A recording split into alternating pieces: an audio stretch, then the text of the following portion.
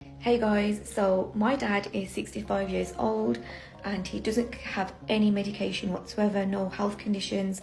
He had a blood test recently and I had a quick look over all his blood results and everything was perfect, touch wood. Now there's one thing that he takes religiously every single evening, and that is half a teaspoon of turmeric into warm milk mixed in with black pepper. He also ends up adding in other things like ground ginger and cinnamon.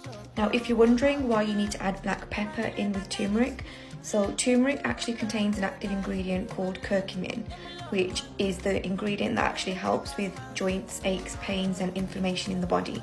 When you add black pepper to turmeric, it actually increases that ingredient's absorption by 2000%.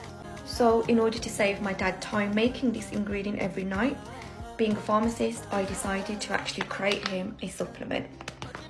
So this is my organic turmeric calm, which I've spent 8 months formulating.